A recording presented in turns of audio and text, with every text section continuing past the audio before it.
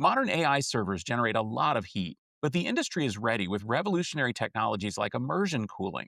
This episode of Utilizing Tech features Micah Jordan from Doug discussing specialized server solutions with Janice Narowski of Solidigm and myself. Join us and learn how these servers are dissipating heat and becoming more reliable in the process. Welcome to Utilizing Tech, the podcast about emerging technology from Tech Field Day, part of the Futurum Group.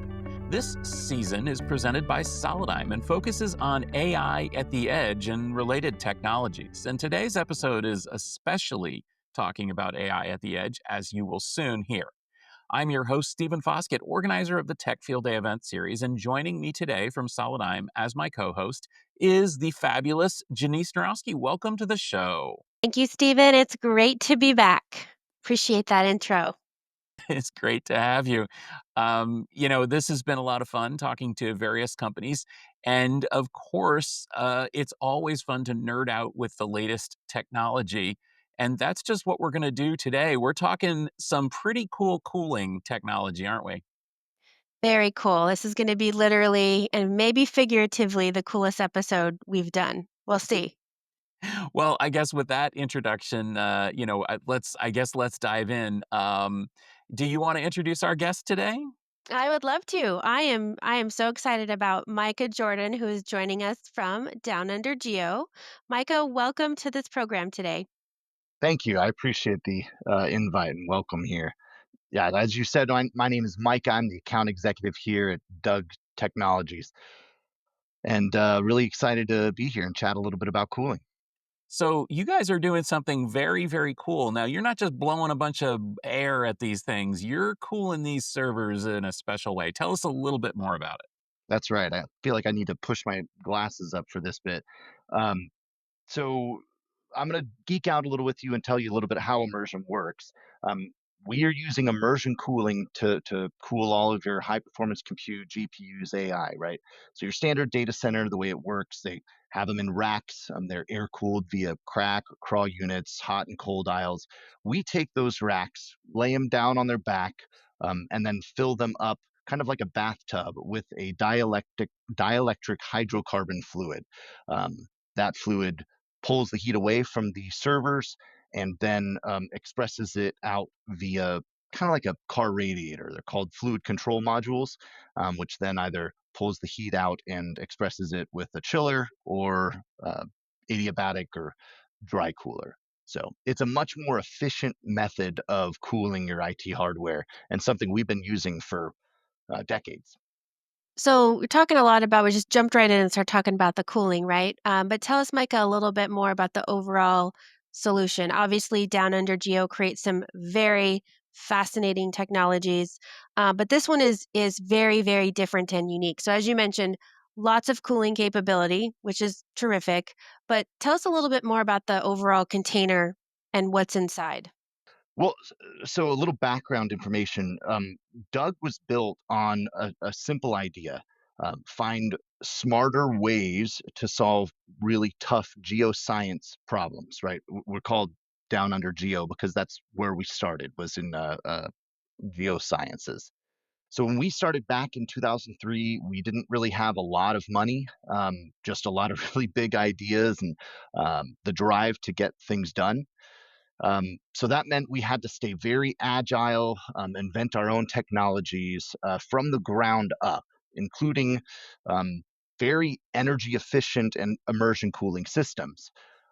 Well, those technologies led us to create one of the largest and most efficient immersion cooled data centers in the world at Skybox, just outside our US office in Houston, Texas.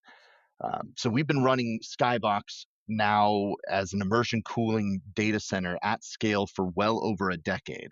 Um, yeah, and let me tell you, the benefits have been pretty amazing. From reduced water usage to increased IT hardware lifespan, it's just been very surprising.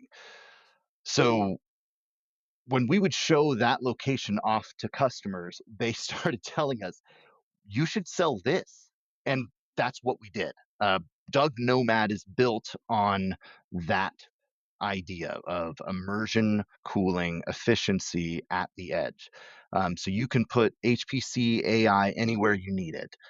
It's where the data is born and processed um, using our patented Doug Cool technology. So we're talking, I mean, the harshest environments. I mean, you could put a Nomad 10 anywhere from Abu Dhabi to Anchorage.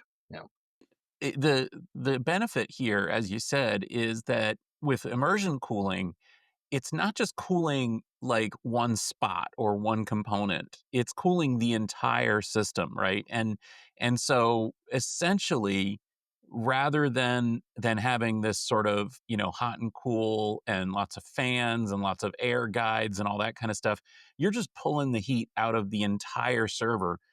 And that I think that would lend the server to being more reliable and being able to be maybe turned up a little notch, right? that's exactly right. A lot of the things you see nowadays is directed flow, especially direct liquid cooling, to the hottest pieces of the IT hardware, right? Your CPUs, your GPUs, and absolutely, those places need help. They need directed flow. But the benefit of immersion here is that it covers everything, including the things that are starting to generate a lot more heat now and used to not. Um, Plus, you said it yourself. You remove your fans. There's no more vibration. There's no more dust settling in the IT hardware components, and that's what I meant when I said we were surprised by some of the benefits. We're recognizing a lifespan increase of some of our IT hardware by two, three, even four times, and that's, mind you, overclocked. That's running them hotter and stronger than they normally are run in an air cooled environment.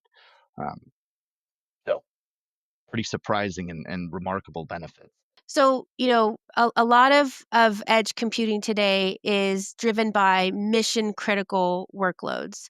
Can you comment a little bit on how this device or this box is really being used for mission critical AI workloads at the edge? Yeah, yeah. So we, like I said, we have been using our immersion cooling for our own products, since 2003, right? We geoscience data processing in our data hall in Katy, Texas, and we essentially take everything that we've learned, all the experience we've gained from those compute processes in house, and take that experience and put it inside our Nomad 10 and help our customers run their AI at the edge. Now, mind you, we're building the infrastructure. We let the customers, the clients, uh, run it how they want, right? Because it's going to be different than a geo solution company is going to run it. But we can kind of handhold a lot of them through what that looks like in the infrastructure side because we've been doing it. And, I imagine, yeah, geoscience, for what it's worth, I used to work in Houston for a geoscience company as well. And so I know the demands that they've been placing on hardware for many, many years. But of course, AI, frankly, has taken this whole thing to another level. I mean, it's just like with HPC technology. Um, what's happening in AI workloads, especially at the edge, is pretty remarkable. And this is one of those areas, I think, where people are starting to wake up and realize that they're going to need not just a little compute, but a lot of compute all over the place because we're collecting more and more data everywhere. I think that the container that you sort of the containerized liquid cooled solution that you're suggesting, what is the scale of that thing? What kind of processing can be performed in one of these containers? The space in the Nomad 10, we're talking about 26 RU of space in one of our tanks, right? Um, Essentially 56 kilowatts of IT heat rejection. So we have a outstanding partnership with Hypertech via their Trident line, where you can essentially put six of the H100 NVIDIA GPUs in a 2 RU space, right? You put 10 of those in one of our tanks, and what is that, 60 GPUs in the space of a 10-foot container? That's quite a bit of workloads, right? When you compare that to a standard data center a rack running at 5, 10, 15 kilowatts per rack, it's night and day. I mean, getting that level of power at the edge is unheard of. So that's an interesting gives me an interesting thought here. So who really is utilizing these types of systems? Like what types of end customers do you see really gravitating toward this technology? It's a great question. Without using any names, just talking kind of verticals, right? So obviously AI use cases. So I think I mentioned it earlier, just in conversations. An LLM company could build out their data centers somewhere remote because it's less expensive and learn the LLM and then put some of our products at the edge where their end users are. Say San Francisco, they could put 5 of our Nomad 10s so that the latency is not nearly as intense as it would be if it was in the middle of South Dakota, right? So LLM companies are really interesting fits for this, but some of the less obvious ones that kind of surprise some of us would be things like cloud gaming, where latency is absolutely imperative. Putting that at the edge, precision agriculture, so gathering a bunch of data around your crops and your livestock, processing it at the edge, and making decisions same day um, without having to, run all your fields. That's a pretty exciting uh, option, right? Defense contracts and being able to deploy something like this, which can deploy in 3 months in the middle of Abu Dhabi or, well, let's say a more remote location. That's something that not a lot of people can offer, right? Yeah, the desert somewhere. Yeah, there you go. Yeah, thank you. Yes. Um, and I mean, there's others like mining is a big interesting fit. Oil and gas and energy. I usually don't do this, but I have a question for you, Janice. Yes. So theoretically, maybe not specifically Solidigm, but component suppliers, when somebody like Doug comes to them and says, "Hey, we're going to be taking this server and immersing it in this special liquid for cooling," how does a component supplier react to that? And what's their well, I mean, I imagine that you react by saying, "Cool, fun technology challenge. Let's make this happen." But what does that mean for component suppliers and how do you build and modify your products to be used in an environment like this? Yeah, yeah. It's a great question, and there's a lot of SSD suppliers out there kind of looking at okay, the overall solution, right? The GPUs are running really hot a lot of times. The overall system, you've got fans to cool those things, but you don't always look at how do you cool the SSD, right? And so our company is really big and bullish on this. They are going out and figuring out how do we liquid cool our SSDs in a number of ways. The diabolic cooling that Mike is talking about is a little bit unique for us as well. When we started working with Hypertech and now working with Down Under Geo, it was an opportunity for us to say, hey, how can we dip these into the cooling solution? And the worst thing that happened at first was I think the label fell off. But so we had to get that put back on. But at the end of the day, I think our team's really always on the cusp of innovation. And we take this very seriously as an opportunity. We know energy and edge is a growing market, and we see this as an opportunity to take a different look at how our SSDs work. So our team is continuously innovating with companies like Down Under Geo and Hypertech to make these solutions real. I honestly don't know of any others really leaning into it, but we're kind of fearless at Solidigm when it comes to these things. Yeah, Micah, I mean, kind of the same question back to you too. So we just heard, what has been your experience in working with customers? Because there are so many varied components in these systems. How do your suppliers react, and what have they needed to do to make their products ready for an immersion cooling environment? Well, the easy answer to this question is talk to Hypertech or an IT hardware provider who has already done this work for you, right? Because they've built servers from the ground up for immersion. Um, Now, to be clear, we are totally IT hardware agnostic. So it doesn't matter whether you're buying Dell, Lenovo, HPE, Hypertech, 2CRSI, what have you, right? It all works in ours. And we know this because we've done a lot of them in our own data centers, right?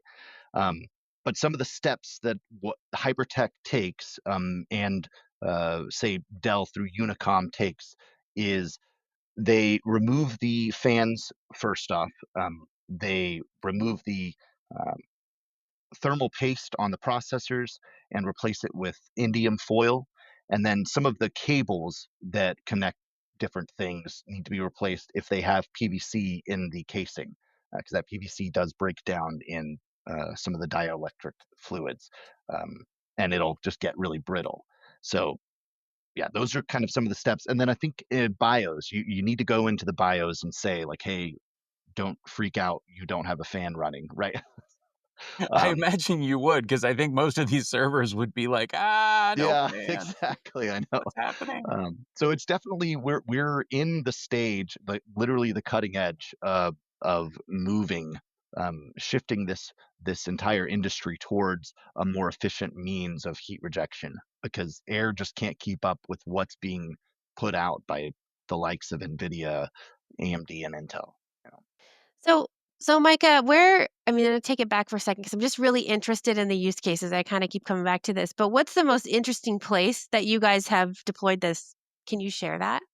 So one that has been really exciting for me is an area that's close to a coast in a very hot, arid environment. Right, that has been historically one of the hardest places to cool your data centers. Right, um, and so think about like Iceland would be perfect if you could have all your data centers in Iceland. You just open the doors and everything is cooled with the environment. Right now, imagine putting it in the middle of a desert that's right on the coast. So you've got really humid air.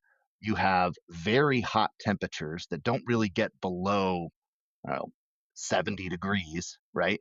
Uh, those two things, I mean, you're just kind of stuck. What are you going to do? How are you going to build a data center that if you want low latency? That's an example of one of our, I mean, our Nomad 10 is running in that environment today and performing spectacularly. It's really exciting to talk about some of that stuff. I wish I had a little bit more meat to say, like names and locations, but um, that's always been really fun to point to, and say with confidence too, because we're doing it. So How do you power all this if you're dropping it into a remote location like that, though?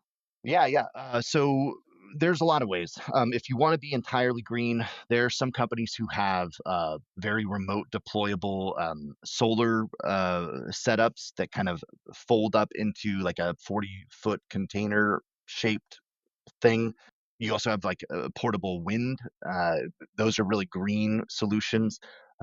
You also have, I mean, generators. You can put a generator out and run that anywhere, and then some of them, like if the example of running five in uh, uh, San Francisco, just run power and networking directly to the Nomad, right? Um, and it's powered. All we really need is level ground. And of course, it's not enough just to pull the heat away from the servers. You have to dissipate the heat as well. So you got me thinking when you're talking about that hot, humid coastline. How are you dissipating the heat from the container itself? Depends on the mechanical method by which we're heat rejecting, right? If we were in a Nomad 40, which uses either adiabatic or dry cooling, it expresses the heat based on your um, dry and wet bulb temp. We kind of tailor the chiller or the cooler based on where it's going. But the Nomad 10 uses a chiller, which is refrigerant, right? Not as efficient, but deployable anywhere, no matter the environment. And that's what we're using in that example I gave. Yeah, because that's a pretty proven technology. The challenge is getting that cool down to the component level, not being able to dissipate that amount of heat. Well, I mean, the fluid, just basic physics, fluid is a much better method of heat rejection than air is, right? Uh, you think about jumping into a 70-degree swimming pool, right? And standing out in a 70-degree temperature air. One of those is much cooler, and that's because it's pulling your body heat away a lot more efficiently. It's the exact same method that we're using here, right? Just a little bit hotter uh, and um, more consistently. And of course, it's not water; it's a specialized. Right. Yeah. Yeah. Right. That's valid. Actually, I'm glad you said that. I do kind of want to talk about the fluid a little bit. That's one thing that we are also agnostic on. Doesn't matter what dielectric hydrocarbon fluid you use, we it all works in our system. But some of the similar properties they all have would be um, so dielectric, so they tend to have flash points upwards of 250 C. I've seen some as low as 150 C. Um, they are all biodegradable. They break down into their base carbon, their carbon based um, components within 30 days in the environment. So if there is some sort of a spill, it's not something you have to, it's not like an oil spill. This is a completely different type of fluid. In fact, when we're transporting it, it's considered a food grade lubricant during transportation. So it's non toxic. I've actually tasted it. Doesn't taste good, but it is edible. And I think actually I've heard that there's talk about a peanut butter and jelly flavored one. So We don't want that. We okay, do not want to be drinking our just peanut kidding. butter and jelly Yeah. hydrocarbons out of our data center. Hmm. I don't know, Steven. I think I would try it. You wouldn't Ugh, try it? no. I would try it.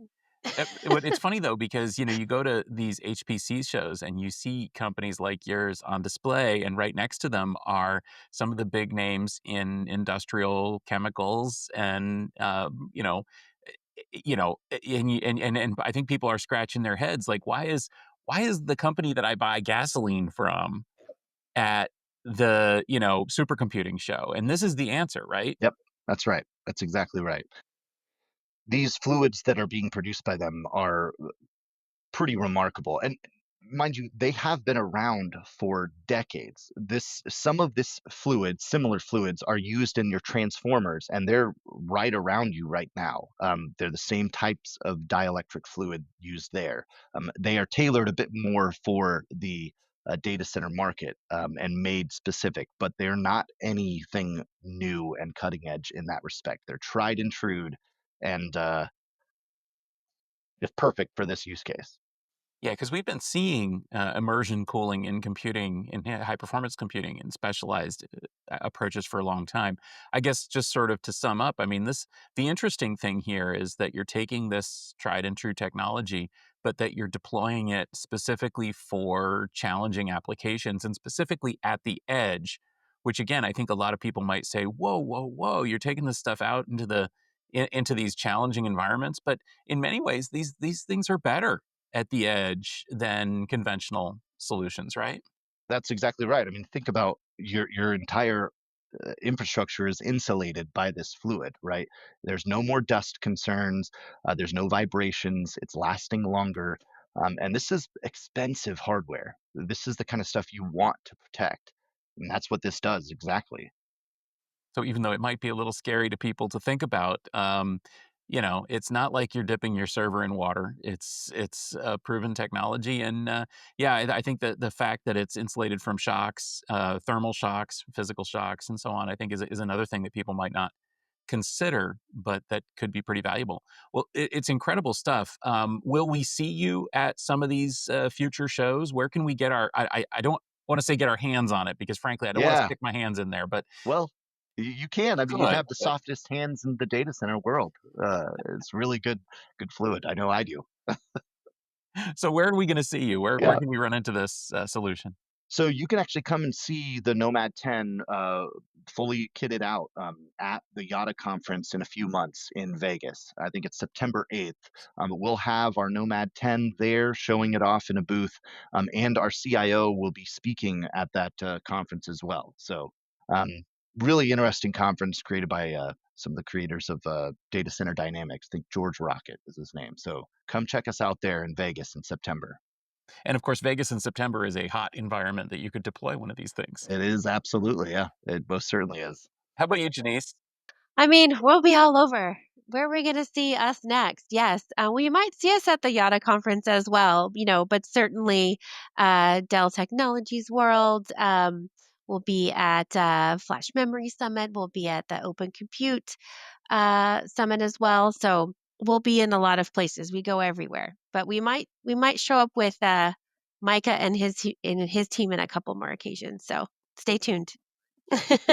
maybe not quite ready to announce anything, but it would be very fun to be able to get, I'd love to get the Tech Field Day delegates' hands on some of this stuff too. So, Micah, we will make sure that we do that at some point in the next little bit here because it's just neat. It's just very cool stuff. And I really appreciate having you on the show. Yeah, I appreciate you guys letting me join and talk a little bit about this really cool tech. Thanks for listening to this episode of Utilizing Tech. If you enjoyed this, you can find this podcast in your favorite. I'm going to just redo that because I stumbled twice. Here we go. Well, thank you very much for joining us. And thank you, everyone, for listening to this episode of Utilizing Tech. You can find this podcast in your favorite podcast application, as well as on YouTube. If you enjoyed the discussion, please leave us a rating, please leave us a review, and maybe provide a comment too. We'd love to hear from you. This podcast was brought to you by Solidigm, as well as Tech Field Day, part of the Futurum Group. For show notes and more episodes, head over to our dedicated website, which is utilizingtech.com, or find us on X, Twitter, Blue Sky, and Mastodon as Utilizing Tech. Thanks for listening, and we will catch you next week.